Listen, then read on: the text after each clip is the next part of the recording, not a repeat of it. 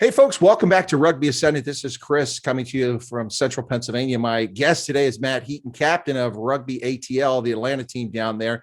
Now, he's a little confusing. He's a Canadian, but he's from Quebec, but he has an Anglophone name.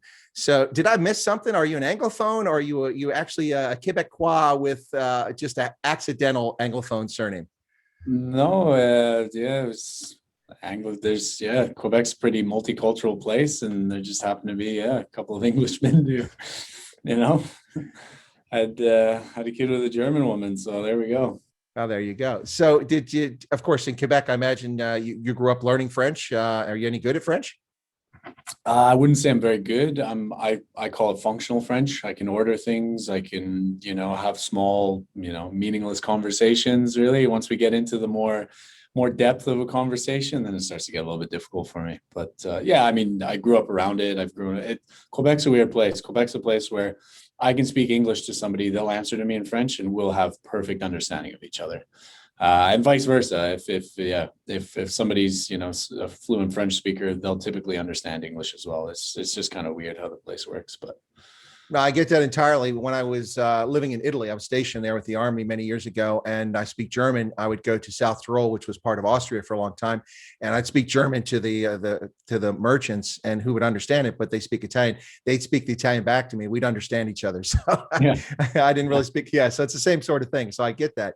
Now, you've played for the Canada national side. I think you've got 28 caps for Canada at this point. That's pretty impressive. What's it like making it for the national side? How was that for you? Oh, wow. It was a long journey. I mean, I didn't do the classic kind of Canadian route. And at the time we were kind of transitioning a little bit, like the ARC had just kind of popped up as a tournament, but I'd done under 20s with Canada, and they were like, okay, well, the only option left for you is sevens program, or join the University of Victoria and kind of do our centralized program and get some proper training, or it was try your luck abroad. And I was like, and as a 20-year-old kid, you think you're a hot shot, and you go overseas and you realize, like, oh no, you know what, there's so much more to this game than I thought there was. It was good. I went overseas. I went to Leeds, and I played for a club, Otley, where the coach there, Mark Luffman, was really good. I think he's still involved with a lot of England under 18s and under 16 stuff. So really good. And then I just played rugby. I just every week in, week out, 30 something games a season, just played. And it was good. I think because I got a traditional rugby cultural experience. Like Otley, I think, is one of the oldest rugby clubs in the world. And that was my first one. So it was kind of cool to see that, you've got the classic fans who come every week, and, they're in the same section, they're drinking the same pints with the same pies, and it was great. And then in the clubhouse you go after, and no, it was good. I definitely enjoyed it. But yeah, that was where it all started. And then did well enough to move up the food chain a little bit, get noticed. And then I got invited when there was the coaching change from Kieran Crowley to Mark Anscombe. I got invited to like a talent identification camp. Got brought on to the tour. I think it was I remember my first cap. It was against Japan. It was a summer series. It might have been 2017, but 2017, I think. First cap then, and kind of been involved since.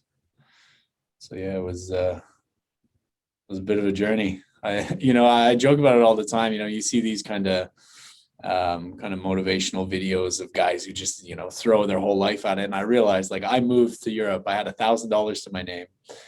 I was a 20-year-old kid. I had $1,000 to my name. I threw all my stuff in a bag. I had some friends in Wales that let me kind of get on my feet, and I started to play some club rugby, figure out life in the UK. Like, it is very different. There's a lot of different cultural differences, and just kind of got on my feet, and then figured it out. Every year I became a little bit more of an adult while I was abroad, and then kind of figured it out. Well, it's interesting.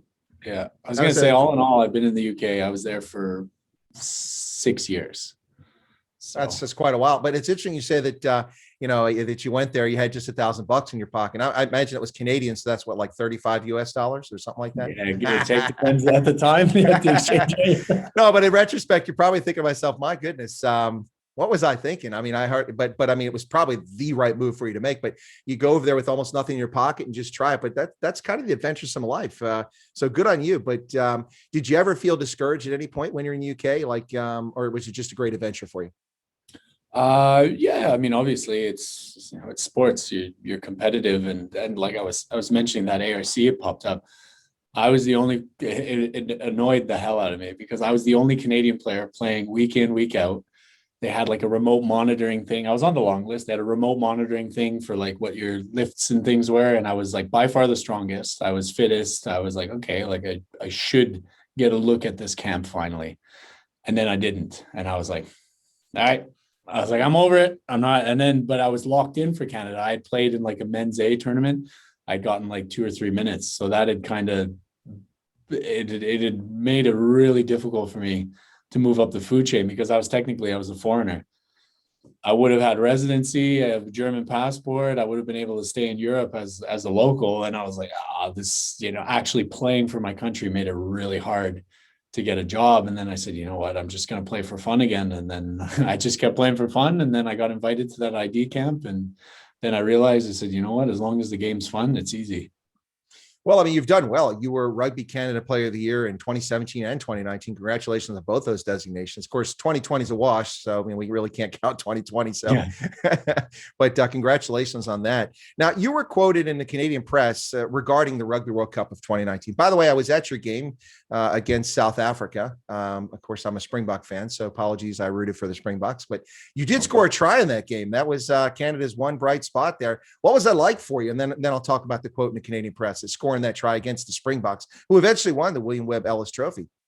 Yeah, it's funny. I have a bit of banter with some of my mates in the UK. I said I scored more tries against the World Cup winners than England had. Well, that's factually correct. I'll take it. Yeah, I'll take it. Looks good on the stat sheet. No, I mean, yeah, it was. I mean, the World Cup's a special moment as a tier 2 nation. We know where we're at in the global rugby scene. We know that it's not a primary sport, and we're working to getting it to that exposure level, and the kids want to play rugby for their country, like from when they start, because I didn't know that was even an option until I was like 17 or 18 when I'd made under 17. So I think we're fighting the good fight by, still slugging on and trying to achieve that. But the World Cup was amazing because, like I said, you don't get to play the All Blacks, you don't get to play the Springboks, you don't get to play against these other teams, Italy and Namibia. You don't get to play them like often, and to get to play them all in like a tournament in that style, in that fashion, I think it was amazing. And it was my second year of under 20s. Our coach at the time, Mike Shelley, had said to me, like, you're not going to make 2015, you'll be too young as a back row. You'll just be starting to, find your rhythm, like in your style of play. And he said 2019 is the year that you're going to make the World Cup. And I was like, I was 20 at the time. And I was like, 6 years is what I got to, work for. So I was like, all right, well, I'm just going to go abroad and try and play as well as I can and try and see if I can, get on a long list or something for the 15. And then, the 19 was my year. And, he called it. So for any young players who think that it's, an easy kind of 1-2 years, it takes a while, but it's the work worth doing. As far as that South Africa game goes, like, yeah, it was really good. Obviously we were a bit sleepy at the start, and then you kind of saw later in the game, like, it kind of evened out a little bit for us. And we started to put some things together. And like my try is just perfect example of the preparation. We said, like, we built a bit of momentum. We got the line out right. Then we got the launch pattern right, because we said, they do this. And we actually noticed that when they rush around the corner to fold early, and the guys on the short side tend to look in at the ruck. And I just looked up and I saw that the guys were looking in at the ruck. They weren't noticing like what was going on in front of them. So I just started running a hard line, called for the ball, and it was Phil Mack, and Phil likes to go off script. The next play was actually around the corner, and Phil just, does what he does best, and just gave me a little pop and caught it and just did what I had to do to get it down. But yeah, I think that was actually my first try for Canada. I mean, I came close a few times, but I always I'm the fundamentals guy. I take the safe option. I look for the 2-on-1s. If I can't make the pass, I don't give it. So yeah, so it was good to get over the line. But Well, it was a tough journey for Canada to get there. I mean, Canada historically is come out the North America's one team, USA trailing behind usually. And I went to Hamilton for that game a few years ago, and it was a 28-28 tie. A bit disappointing for such a long journey, but then the USA won the game the next week in California, and they got the Americas one, and then Uruguay got two, and then suddenly Canada's got to go to France for the repage, but you guys won that. Tough journey just getting to the World Cup. I suspect that you guys were just pretty thrilled at that point to even get to Japan. Yeah, it was a stressful journey. I mean, I don't want to, badmouth the union because it's not really a union thing, but it was like, they thought what they did, when they set up kind of all the programs and everything, they thought that that was going to be good enough. And then, we kind of proved over time, like, we don't really have a player development pathway.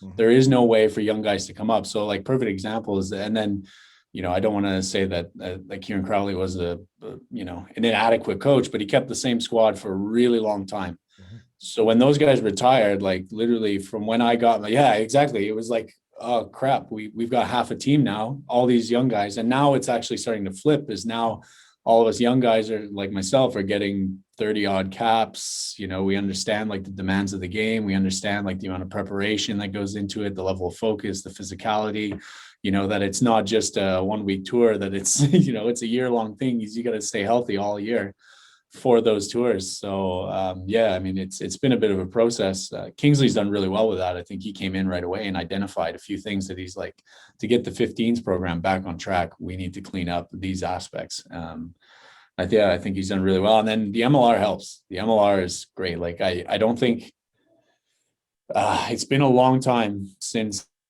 a Canadian team selected to go on tour has had this many professionals who are playing week in, week out in a professional environment and are playing well.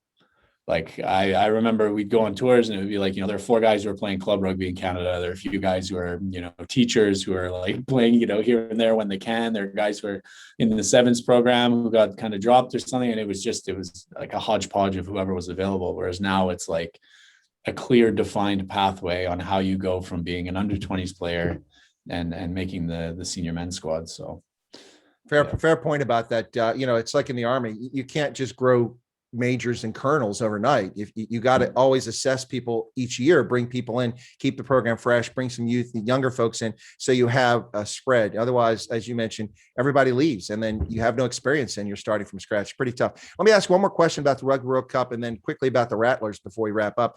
So you were quoting Canadian press saying it's funny. I always say this, in the moment, you don't really notice how special all the things are because you're just so focused on the performances and you're focused on the game and everything. And you're referring to your experience in Japan. Now, for me, I've been to every World Cup of every sort since 2011. That's for the men, the women, the sevens in San Francisco, been to all those things since 20. So 6 World Cups in the last 8 years. And they're all special to me, but then I'm not playing. but for this one here, I really look forward to the experience in Japan. It was quite different than New Zealand or England or anything else. It was quite amazing, or Ireland. For you, it seems like after it was over, you're really like, wow, this really was something special. What was it like in Japan? Did you really enjoy it? Or were you just so focused on performance that you really didn't get to enjoy the settings around you? No, it was, we definitely had some time to go out and explore and kind of let your hair down, but you kind of do that, but it's always on the back of your mind. Like perfect examples. My family came to visit. I actually had a lot of people from my hometown and we went to see the hot springs when we were in Beppu. Mm-hmm. You see the hot springs. Oh, that's cool. And then, they wanted to continue. And I was like, well, I've got training tomorrow morning. I'm pretty gassed. So I was like, I got to spend maybe an hour with them. And then I jumped on the bus to get a ride back into town to go back to the hotel. And I found it a bit weird that I was like, I just kind of had to, okay, guys, this was fun, but I got more stuff to do, like, bye-bye. And then on the bus, the whole time, people were asking for pictures and autographs. And I've never experienced that. And, as a tier 2, you take a few pictures with people and things like that. But rugby isn't really, seen as, what I'm trying to get at here. Like, we're not superstars. It's not the NFL. We're working class pros, Yeah, I always say rugby is modern day gladiators. We're like, people love that we go out and put our bodies on the line and that we're still quite humble about it. So it was just like a really unusual experience of like, okay, well, I can't really, enjoy this thing to the full extent. And then I've always got all these other like kind of little things on the side. But no, it was great. We were lucky enough that Nagato, the city, hosted Canada before the World Cup. So we were actually in Japan for a few weeks ahead of it, just kind of, training, preparing, acclimatizing, getting used to the culture and everything. Nagato is really good, and they went above and beyond to try and get us out and do the tourist experiences. We did a traditional like net fishing kind of ceremony, and a few guys went rice farming. Then we got to see like there's all sorts of stuff off the coast. So we did get to experience some of the kind of enjoyment out of it. And then obviously like when you're based in one of those cities, you do get a day or two to kind of go and explore, which is nice. But again, it's always there's a bunch of big guys here.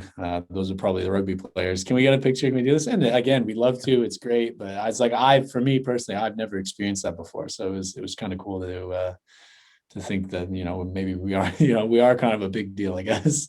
The Japanese were amazing hosts. They were fantastic. Yeah. And of course, the stereotype of Japanese loving to take photographs apparently is quite true. They do love to take photographs. I had a lot of Japanese photo bombing a lot of my images. I took thousands of images there. But okay, so in the interest of full disclosure, Matt, I got to let you know this. Okay, I'm a Springboks fan first, of course, an Eagles fan, but I've always had a soft spot for the Velvicius in Namibia. And your contest that got scrubbed, unfortunately, because of Typhoon Hagebis, I think it was in Kumagaya. I think was where that last game was supposed to be. That game, I picked the Velvicius to beat you guys. Just so you know, I'm just shots fired. That training. I remember the lead up to that week because we were like, all right, this is the one. We got to go for it. And the training that week was amazing. And I don't think there was, the similar kind of atmosphere that we have here at ATL is. I say it after every game. I go never in doubt, because I'm 100% certain that we will win this game because we have the effort, we have the ambition, we've got all the things that have nothing to do with rugby ticked off. And that week we had the same thing going into it. Everybody was like dialed in, everybody's willing to put the work in, body on the line. We knew that it all came down to that. And then it was like, typhoon. But it is what it is.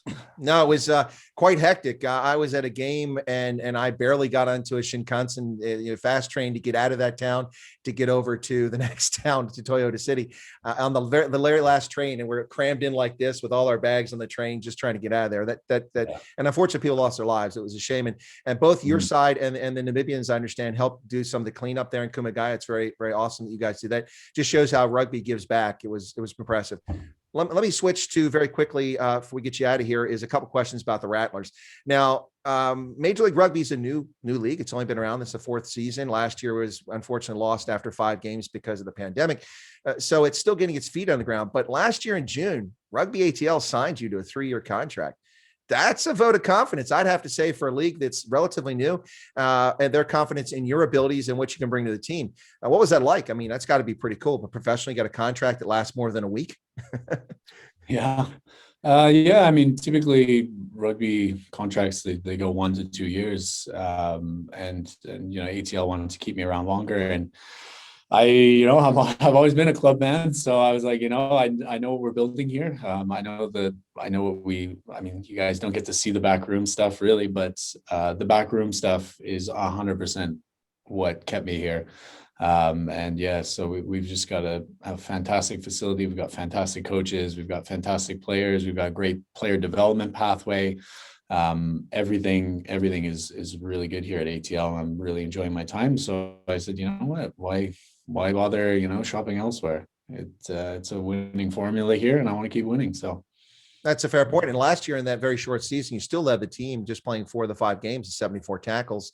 At the game this past weekend against LA, I lost count at about 18,000 tackles. I think you had 9,000 of them yourself. That was what a stout defensive effort. I mean, you guys broke down a couple of times and they slipped in, especially late in the game there, but you never gave up. And I have to say the same thing about LA. I mean, phase after phase after phase, finally a counter ruck and then a penalty in the LA end of the game. But you guys are determined. You're dogged in there. You don't have the top defense, but you guys just don't break. What's that like? And watching you on the pitch there, before you answer that, Matt, you play with abandon out there. You are all over the pitch. You're really into it. You must really enjoy what you do. Yeah, no, it's great. I mean, I get to, like I said, modern day gladiators. I get to go out and do physical battle with a bunch of my buddies against a bunch of other buddies, and you know what, we come out on top. No, I think defense is definitely a very big aspect to our game, and we always say we bend, but we don't break. That's our kind of our team motto. So we're happy to bend, but we know, like, you know, we don't hit the panic button. We just get back to what we're comfortable with. And we are, just as a team, we're comfortable making a lot more tackles. So we're more than happy to defend, you know, just like that. And I mean, LA threw the kitchen sink at us, and they put us under pressure, and they really did sometimes. And it was just, I think that's just credit to the work rate and the defense that, you know, we did the preparation. We understood what the threats were. And it's just confidence between players that, you know, he's going to do his job. And if he does his, then I can do mine. If I do mine, then the next guy can do his. And that's kind of our mentality. So, well, it's got to be a comforting thought to have a lock like Johan Mumsen there just crushing people. My goodness. Yeah. That's got to be something, you know, you can relax a little bit with him out there on the pitch. But a final question for you before we wrap up here, Matt, and that's you've mentioned Germany a couple of times. So is it a fair for me to assume that you speak German? Not very well. I was, again, the Quebec thing. My grandparents always spoke to us in German, and we always kind of just answered in English. So it's that weird Quebec culture thing. I understand pretty well. I can get by. Again, I can say hello. Like, we're Bavarian, so we're Grüß Gott. But family is pretty German. We found a new pretzel maker in Montreal, so my family was sending me into the city every other week to get 6 dozens of pretzels. And they were like, wow, like, with the lockdown in Canada, they're like, you guys are having a party. And we were like, no parties. Like, this is literally just one family. We just really like the pretzels. Too good. Well, thanks a lot for that. Appreciate it. So, Matt, I guess for next week or this weekend coming up against NOLA, I looked at the table. Even if NOLA wins and gets a bonus point, you'll stay there because in first place, of course, I'm sure you want to win, but you'll stay in first place in Eastern Conference, even with a loss, because Rooney has a bye this week. And then you play Rooney the next week. This is probably going to be a big game. It's a rivalry for you guys of some sorts already with NOLA, but right out of that, you get there's no rest for the wicked. 5 consecutive wins. You got to play NOLA. Then you go to Rooney. That's going to be something else. And those 2 games will probably decide whether you finish top of the conference or not, I would imagine, because we're running out of season here. Yeah, the East is very competitive. You know, look how tight everything is. So a win, a loss, and a bonus point is so important and so valuable in here. So again, we're not taking our foot off the gas. Obviously, we're looking after guys' bodies and things like that. But yeah, we can't afford to take our foot off the gas at this point. So we're just going to build on the confidence from the defense in the LA game, and then brush up some things on attack, and then just carry it over week by week. We've got the motto 10% better. So every week we try and improve something by 10%, 10%, 10%. So if you keep adding it up, you know, we're getting better and better and better. So that's the way it is. Well, in the mining districts of Western Germany, in the industrial area, the miners go down and mine coal. It's always a chancy, dicey thing. And so what they say in German is Glück auf, which literally means luck up, but good luck, Glück auf, against NOLA this week. Matt Heaton, Canadian star and captain of Rugby Atlanta, the Rattlers there. Thank you so much for this interview. Appreciate your time, and good luck the rest of the season, Matt. Perfect. Thanks a lot, Chris.